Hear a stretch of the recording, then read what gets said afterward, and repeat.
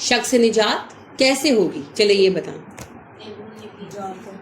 دلیل اور یقین کے ساتھ، جان کر. صحیح کہا، دلیل کے ساتھ. جیسے آپ بچے کو کہتے ہیں کہ یہ گرم ہے، ہاتھ نہ لگاؤ.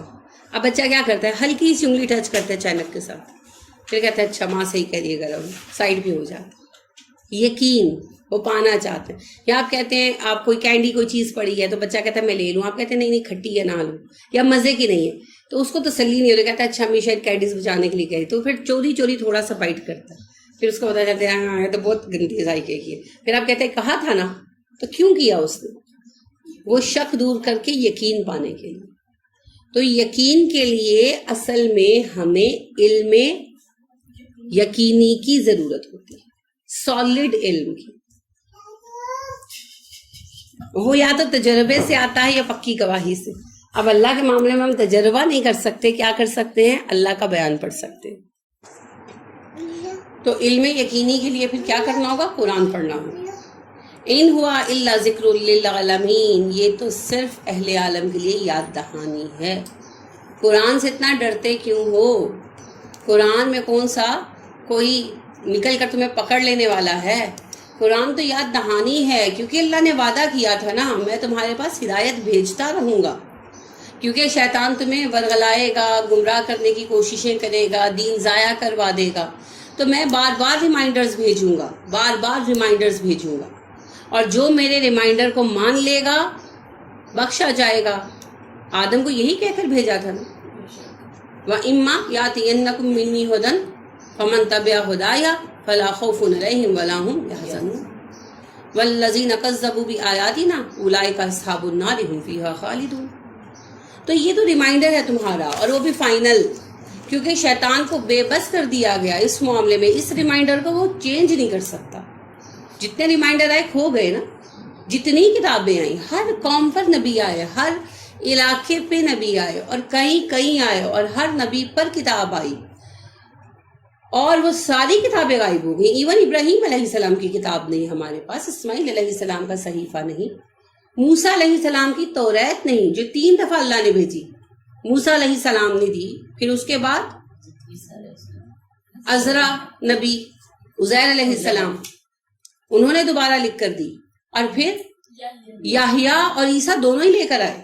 یحییٰ اور عیسیٰ دونوں کو پیدائشی کتاب حفظ تھی، اور اس کے ساتھ ایکسٹرا انجیل بھی دی جو کچھ ایسے مسائل پر obviously بیس کرتی تھی جن کو تو ریت نہیں ڈیل کر رہی تھی. کچھ نئے معاملات پیش آ گئے ہوں گے، زمانہ بدل گیا تھا، ترقی ہو گئی تھی، نئے حکومتی سانچے اور ڈھانچے تھے سامنے، تو ایسے مسائل کے لیے انجیل بھی ساتھ دے دی گئی. تو توریت انجیل بھی کھو دی گئی.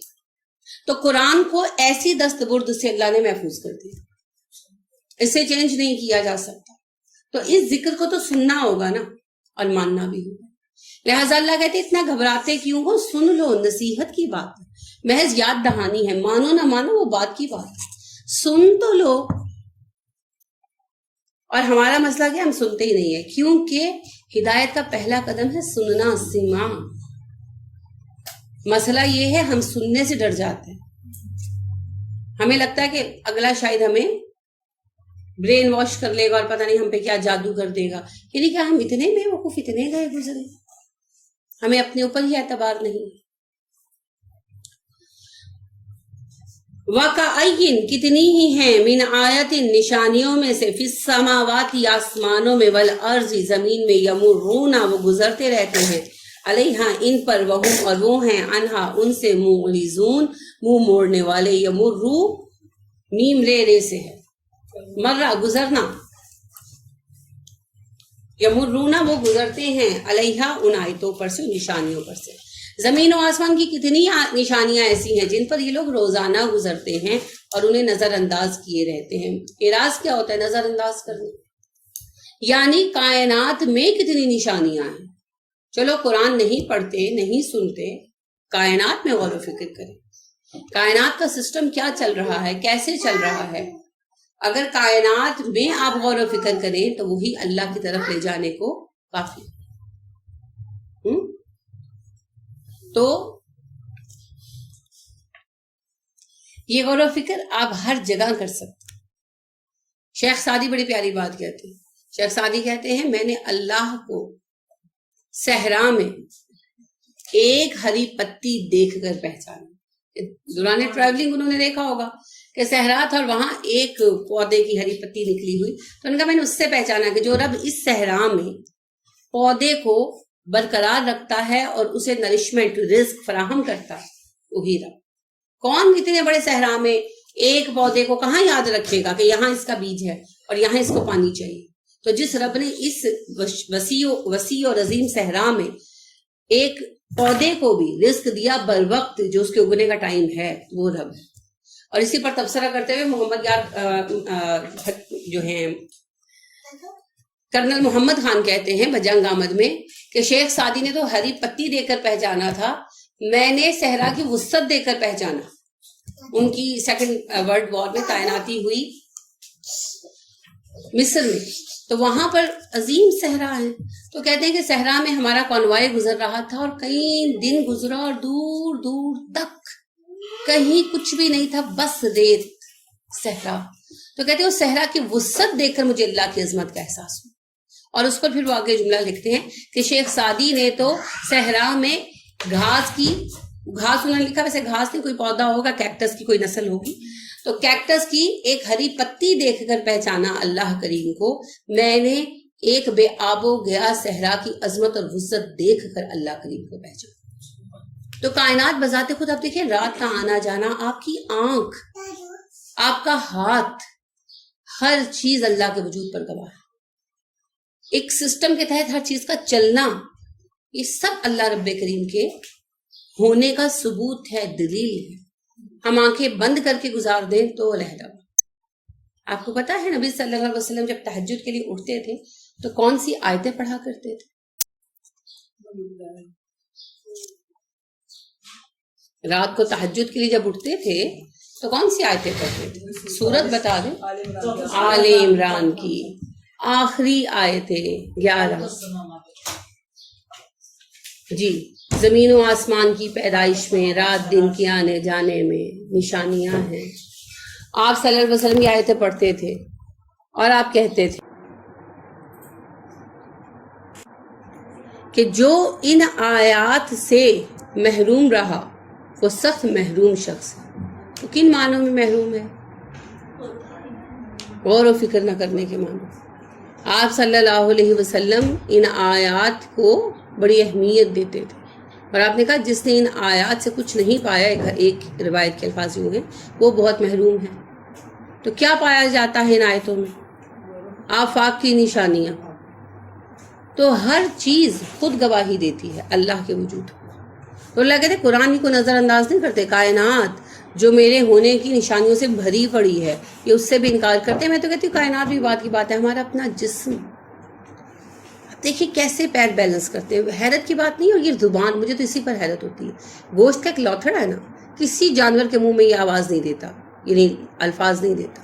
آپ کتنی کوشش کرتے ہیں, آپ بھینس کو نہیں سکھا سکتے یا اونٹ کو نہیں سکھا سکتے بولنا, لیکن انسان کے منہ میں وہی زبان الفاظ ادا کرتی ہے. اور کیسے کیسے ادا کرتی ہے. یعنی آپ دیکھیں جو میمکری کرنے والے لوگ ہیں, نقال ہیں, ان کو آپ دیکھیں کہ مرد عورت کی آواز بھی نکال لیتے ہیں, اور ایسی کہ آپ اندازہ ہی نہیں کر سکتے. تو وہ ایک بچپن میں ہماری شو آیا کرتا تھا کلیاں, آپ کو بھی یاد ہوگا. تو اس میں جو ہے نا وہ ایک کیریکٹر ہوا کرتا تھا ماسی مصیبتیں, ہے نا. تو مجھے یاد ہے اس کا, اخبار میں نے پڑھا اس کی کوئی ایوارڈ کی تقریب کا, اور بچپن کی بات ہے. تو اس میں وہ جو ایکٹر تھے, اب مجھے یاد نہیں, جو پیچھے اس کی جن کی آواز ہوا کرتی تھی ماسی مصیبتیں کے کیریکٹر پیچھے, ہی واز اے مین. تو وہ کہتے ہیں کہ وہ ہمارا شو تھا لنڈن میں, تو وہاں پر نا ایک صاحب ملنے کے لیے آئے اور تحائف لے کر آئے. تو انہوں نے کہا کہ وہ جو ماسی مصیبتیں کا وائس میکر ہے, میں نے اس سے ملنا ہے. تو جب ملوایا گیا تو وہ جناب کہتے ہیں کہ وہ نا فیمیل, تو پھر میک اپ کی کچھ چیزیں اور ایک ساڑی وغیرہ لے کر آئے تھے. تو وہ یعنی کہ بڑے شرمندہ ہوئے, اور میں بھی بڑا شرمندہ ہوا. تو مطلب یہ کہ آپ دیکھیں کہ وہ گیس نہیں کر پائے کبھی کہ یہ ماسی مصیبتیں جو آواز ہے یہ عورت کی آواز ضرور ہے, مگر نکالنے والا مرد ہے. تو یہ زبان کتنا بڑا عجوبہ ہے. اللہ رب کریم نے اسے ہے کیا, یہ گوشت کا لوتھڑا ہے. آپ نے کبھی یہ نوٹس کی, کبھی تھکتی نہیں ہے, نہیں سنجیدگی کی بات ہے, میں مذاق نہیں کر رہی. اگر ہاتھوں کی طرح زبان بھی تھک جاتی, کیونکہ ہمیں آلموسٹ ہر وقت بات کرنا پڑتی ہے, خصوصاً خواتین کو. نہیں وہ ایک علیحدہ بات ہے. اگر آپ اس کو سنجیدگی سے لیں تو آپ دیکھیں ہماری زندگی کا انداز ایسا ہے کہ خواتین کو ہر وقت بات کرنی پڑتی ہے. مرد حضرات کا گزارا ہو جاتا ہے, ہمارا نہیں ہوتا. ہمارے ساتھ بچے ہوتے ہیں نا, اب بچے سوال کرتے ہیں, بچے شرارت کرتے ہیں, اب ہم انہیں بار بار ان کے ساتھ بات کر رہے ہوتے ہیں. ہم ہر وقت ان کے پیچھے بھاگتے نہیں ہیں, ہم آدھے سے زیادہ اپنے معاملات ان کے ساتھ الفاظ سے طے کرتے ہیں. اگر ہماری زبان ویسے تھک جائے جیسے ہاتھ یا پیر تھک جاتے ہیں تو ہمارے تو کام رک جاتے ہیں, مگر زبان نہیں تھکتی. کتنی عجیب بات ہے, کس قدر بڑی نشانی ہے اللہ کی تخلیق کی, اور جو ہم ہر وقت استعمال بھی کرتے ہیں پھر کبھی تسلیم نہیں کرتے. تو اللہ کو ماننے کے لیے تو میں کہتی ہوں میرا جسم ہی کافی ہے. یہ ہاتھ جن کی کوئی مثل نہیں. میں نے آپ سے شاید پہلے بھی ڈسکس کیا کہ میرے میاں انجینئر ہیں اور بڑے اچھے انجینئر اپنی لائن میں. ہی از اے سکسیسفل پرسن ماشاء اللہ. تو وہ ایک ڈرائنگ کر رہے تھے اور بڑے الجھے ہوئے تھے اور بڑا موڈ اپسیٹ تھا کہ بلاؤ مت, پاس مت آؤ, کمرے میں مت آؤ. چلے خیر ہو گئی ڈرائنگ الحمدللہ. کچھ دن اپسیٹ رہے تو میں نے کہا کیا بنا رہی تھی اتنا آپ نے ہمیں تنگ کیا ہوا تھا, کیونکہ ان کا ایسا مزاج نہیں ہے, وہ سب میں بیٹھ کر اپنا کام کرتے رہتے. کہنے لگے کہ نہیں تمہیں نہیں پتا, بڑا مشکل کام کر رہا تھا. ایک مشین بنانی تھی جس میں 2 جوڑ اکٹھے چلنے تھے, 2 ویلو جو ہے نا انہوں نے اکٹھا ایک وقت میں موو کرنا تھا. یہ بہت مشکل ہے, 2 جوائنٹس کو اکٹھے موو کرانا بہت مشکل ہے. میں نے 50 دفعہ ڈرائنگ کی پھر جا کر میری ڈرائنگ سیٹ ہوئی. تو میں نے اسی وقت میں حیران ہوئی. میں نے کہا تو ہمارے دیکھیں کتنے جوائنٹ کام کرتے ہیں. میں نے ایسا ہی کہا تو کہنے لگے لو یہ بات کر رہی ہو, ایسی کوئی مشین آج تک نہیں بن سکی جو ایسے جیسے ہم ہاتھ ایسے پھیلاتے ہیں ان کو اکٹھا کرتے اور پانی بھر لیتے, بھوک جس کو ہم کہتے ہیں, ایسی کوئی مشین ایجاد نہیں جو ایسے پانی یا ریت یا کوئی چیز بھر کے آپ کو لا کے دیتے. Nothing is like that. تو یہ ہاتھ اللہ کی نشانی اگر ہم غور کریں تو. اور ڈاکٹر خالد جمیل اختر کا واقعہ میں نے آپ کو کتنی بار سنایا ہے, جو ایک جوان بچے کے ہاتھ کٹ گئے تھے تو 2 اٹیچمنٹس انہوں نے لگائی تھی. کتنی اٹیچمنٹس لگائیں گے ہم, تو سارا دن ان ہاتھوں سے کام کرتے رہتے ہیں. کانوں کو کھجانے سے لے کر, آنکھ میں دوا ڈالنے سے لے کر, کھانے سے لے کر, اپنے آپ کو طہارت کے دوران دھونے تک ہم اپنا ہر کام اپنے ہاتھ سے کرتے ہیں. اس سے بڑی کون سی نشانی ہوگی اس بات کی کہ میرا رب ہے. اور آپ دیکھیں ایک ہاتھ میں کتنے جوائنٹ چل رہے ہیں, کتنے چل رہے ہیں. ہر انگلی میں 2 جوائنٹ ہیں اور پھر تیسرا اسے ہاتھ سے ملا رہا ہے تو 3 جوائنٹ ہیں, 15 یہ ہو گئے. پھر ہاتھ کا یہ کلائی کا جوائنٹ 16 ہو گئے. ٹھیک ہے, صرف ہاتھ کے اندر 16 جوائنٹ چل رہے ہیں اور انہیں ہم ایک وقت میں جس طرح چاہے موو کر سکتے, کوئی پابندی نہیں ہے. ہم ایک وقت میں اپنی مختلف انگلیوں کو مختلف اینگلز پہ استعمال کرتے. الحمدللہ, تعریف اللہ کے لیے ہے. تبارک اللہ احسن الخالقین. کیسے اللہ نے ہمیں تخلیق کیا اور کیسے ہمیں بیلنس دیا ہے. یعنی میں بیلنس پر حیران ہوتی ہوں. ہم کتنے ہی موٹے ہو جائیں, ہم کتنے ہی لمبے ہو جائیں, کئی لوگ لمبے ہوتے ہیں بیچارے جیسے عالم چنا ہوا کرتے تھے, اب پتہ نہیں کون ہے, تو وہ بیلنس رہتا ہے نا, بیلنس رہتا ہے. تو اللہ نے ہمیں کتنا توازن کے ساتھ بنایا ہے اور کیسا ہمارا ڈیزائن رکھا ہے جس کی کوئی مثل نہیں ہے. انسان جیسی بھی کوئی مخلوق نہیں. اور اتنی بڑی نشانی, روز شیشے میں اپنے آپ کو دیکھتے ہو, اپنی آنکھیں, اپنے کان, اپنے بال, اپنا چہرہ, اپنے ہونٹ. آپ دیکھیں ہونٹوں میں کتنا حسن ہے. سنجیدگی کی بات ہے. انسان کے ہونٹ پہ کتنا حسن ہے, اس کی مسکراہٹ کس قدر جاندار ہوتی ہے, کس قدر اثر آتا ہے اس کا. یعنی میں جب اکاڑا گئی تو ایک خاتون مجھے کہنے لگی آپ کا درس اور آپ کی مسکراہٹ, تو مجھے ہنسی آ گئی. مسکرانا میری عادت ہے, میری شکل ہی ایسی.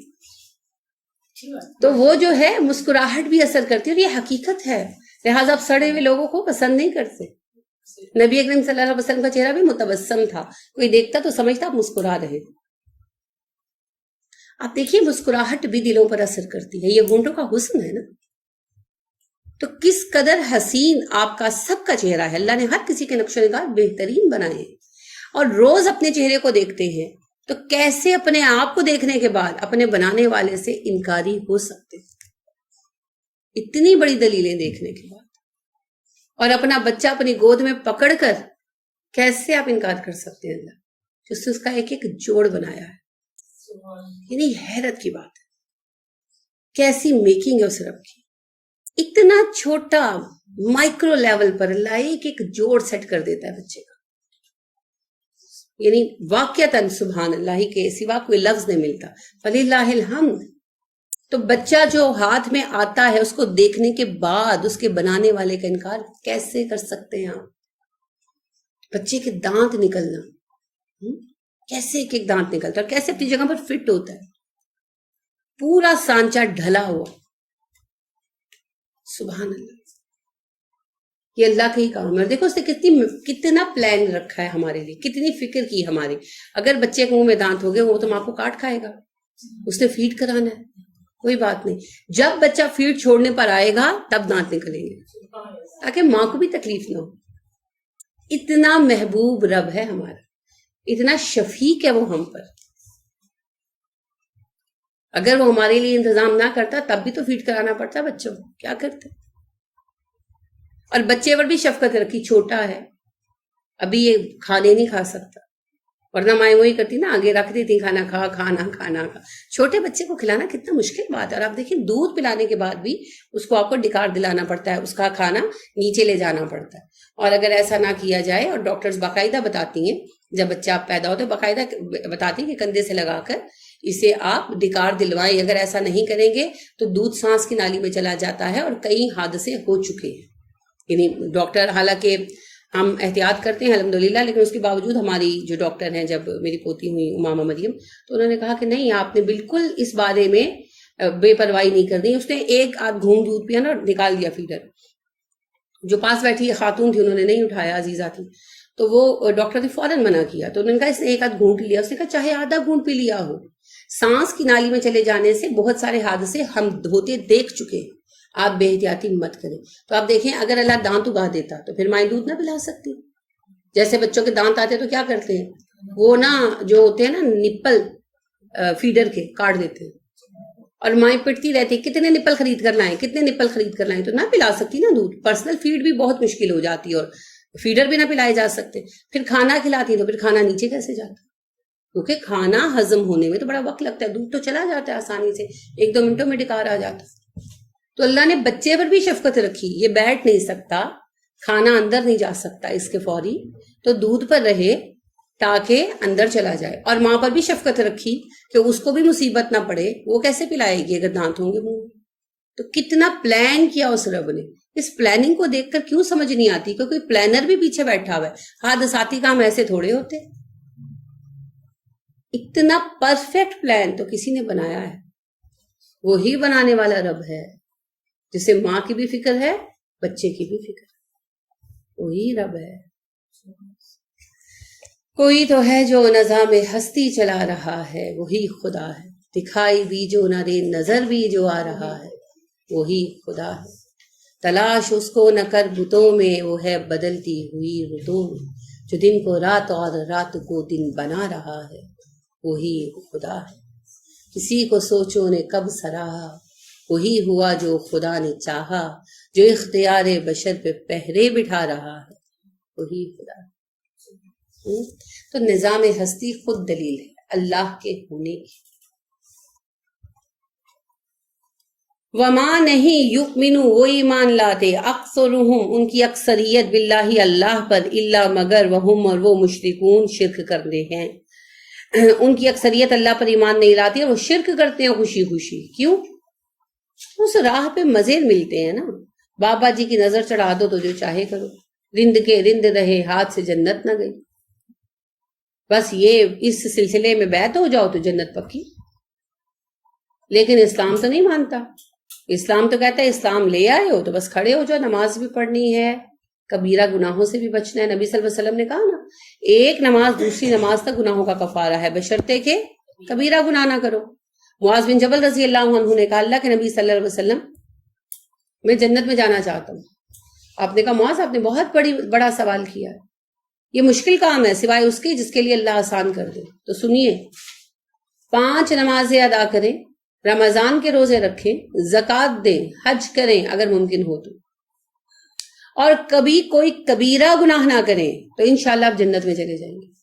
عورتوں کے لیے بھی کہا کہ جو عورت نمازیں 5 ادا کرے فرض، رمضان کے روزے رکھے، زکوٰۃ ادا کرے، ممکن ہو تو حج کرے، اور شوہر کی فرما بردار اور کبیرہ گناہوں سے بچے، تو جنت میں قیامت کے دن کہا جائے گا جس دروازے سے چاہو چلی جائے.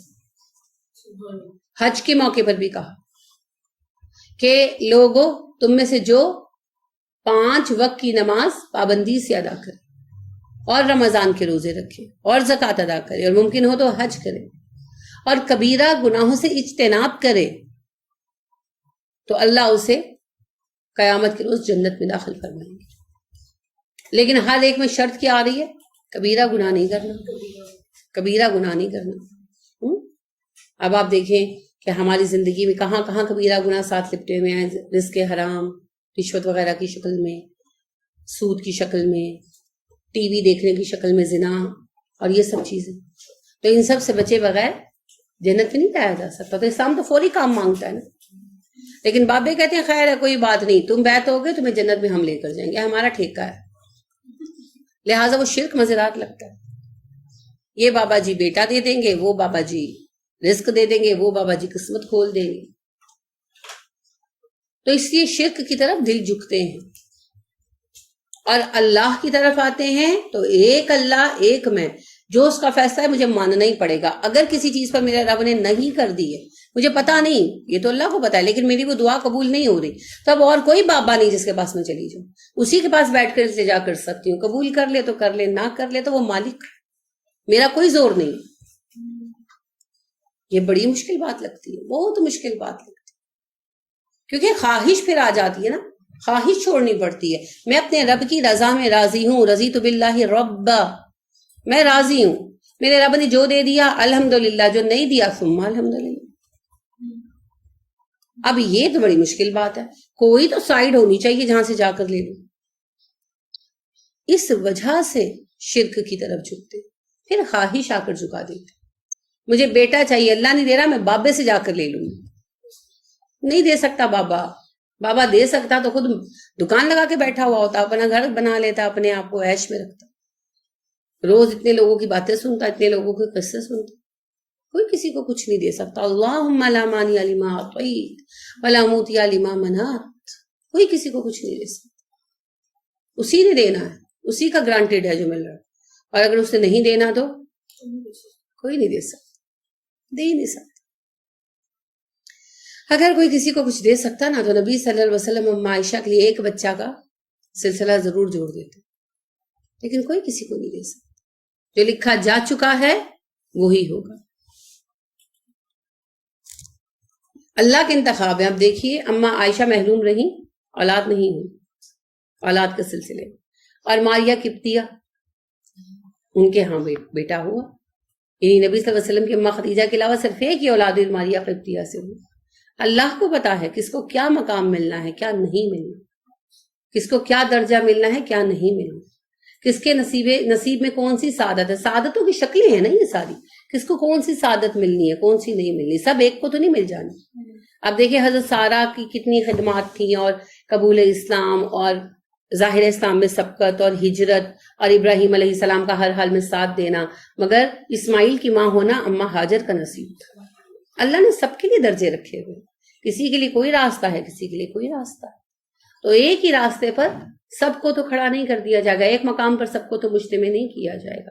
اور ایسا کیوں ہے؟ اللہ کی تقسیم ہے. مقاصد، اسباب سب اللہ کو پتا، ہم نہیں جانتے، اللہ جانتا. افا آمینو، کیا وہ امن میں آ گئے ہیں؟ آمینو، آمینو نہیں ہے یہ، آمینو. فرق دیکھیں، حمزہ کے اوپر کھڑا زبر نہیں ہے، لیٹا ہوا زبر ہے. آمینہ امن میں آنا، اور آمینہ ایمان لانا. ایک زبر کے ساتھ فرق پڑ گیا. آفا آمینو ہوتا تو کیا ہوتا؟ کیا وہ ایمان لے آئے؟ یہاں ہے افا آمینو، کیا وہ بے خوف ہو گئے ہیں، امن میں آ گئے ہیں. امن میں آنا کیا ہوتا ہے؟ بے خوف ہو جانا، ڈر ختم ہو جاتا.